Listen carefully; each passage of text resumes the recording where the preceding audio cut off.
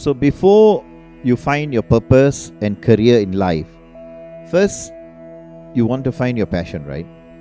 So look back at things that you do that you love. You love it so much. You love doing it so much so people don't even have to pay you money, and you'll be willing to go and spend hours to do it for them. That is something that you're passionate about.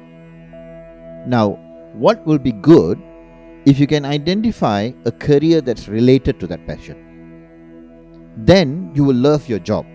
Why? Simply because the work that you do in your job is something that you already love.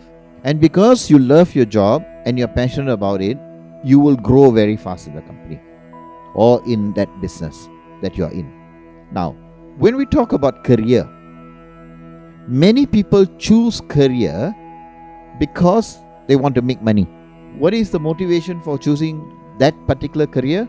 Is because of the salary that it brings. What is the motivation that you want to become an entrepreneur? Because of the money it brings. Correct? Now, you will imagine a lifestyle that you want to live, because your job is not about the job. Your job is the money that you'll get to create the lifestyle. Do you understand? That means you want to live better, a better life with the money that you want. That's why you look for a job that pays you that kind of money. However, that lifestyle that you're imagining is not in your conscious mind. It's not real in reality to you. It's inside somewhere, but it's not real to you. Correct? So you go and do this job. You will earn a lot of money, but it may not be enough to fulfill that lifestyle that you imagine, that you don't know that you imagine.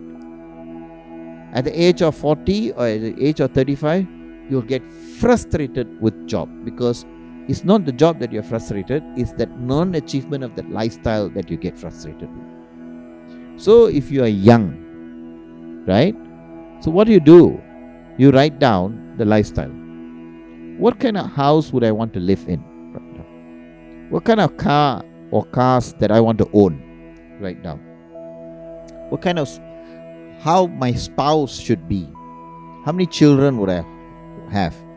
What kind of careers I think my children should have, or education? Right? How many times a month I will entertain? How many times a month I want to travel? Write down. This is the cost of your lifestyle that you want to have. Correct? Now you look at it. When do you want to achieve this? At 30? At 35? Fine, right now. Then go back. Internet is so easy, right? Search what career that's aligned to my passion, that pays enough money for me to attain that lifestyle. So some people don't do this. They think, doctors make a lot of money, let me become a doctor. You're going there for the money, but you got no passion.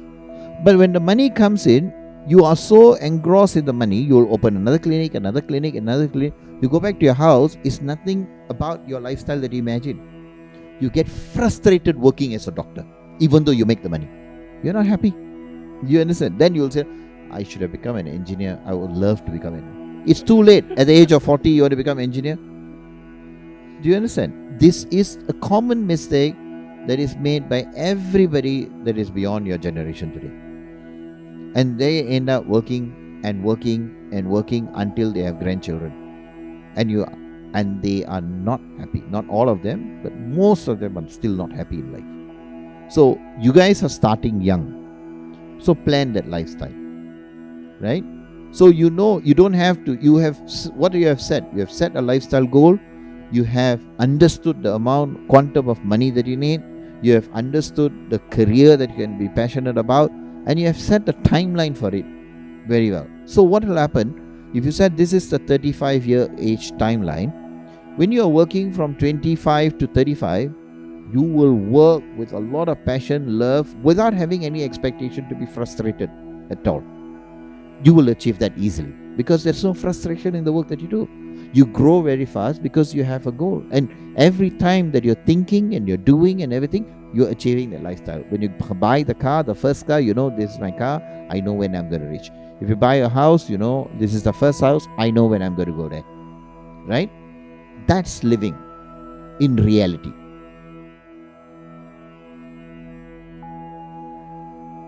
On the day that you get up, whichever day that is, when you get up one day and say, I really don't want to go to work today, that's the day you give up. Because if you're really passionate about what you're doing, you will never come to that date. Because for you, it's not work. For you, it's joy. So any work that you do, if you get up one day and say, I really don't like to go to the office, change job, change career. Because you already are frustrated. Every other day after that day is working in frustration. You will see your colleagues getting angry with you. You will see your bosses getting angry with you. Everything will not be right for you.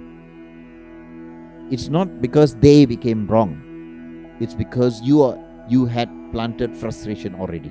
You are, in your mind, unconsciously have decided to leave, but not brave enough to do it.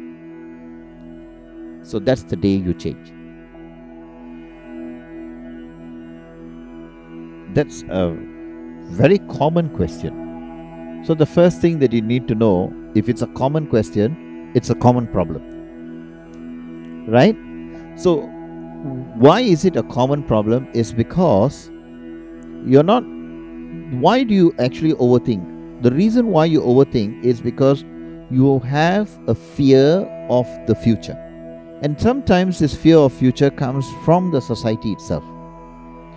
Why it comes from the society, and why are you trapped by this coming from society?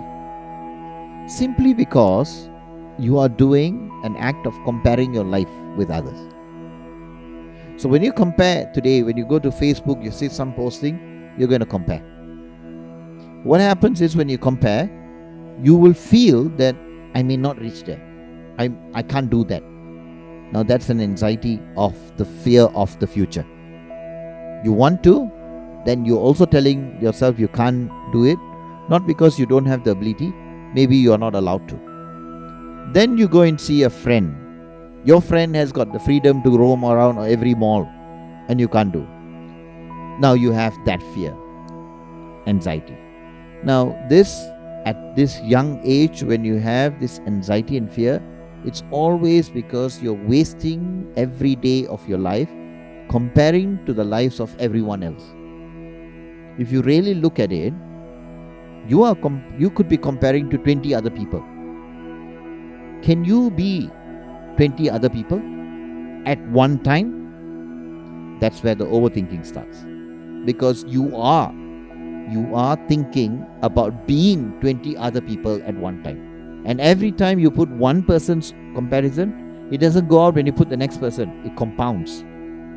It compounds and compounds and compounds until your thinking become mixed about today you want to be a singer as well as you want to be a doctor.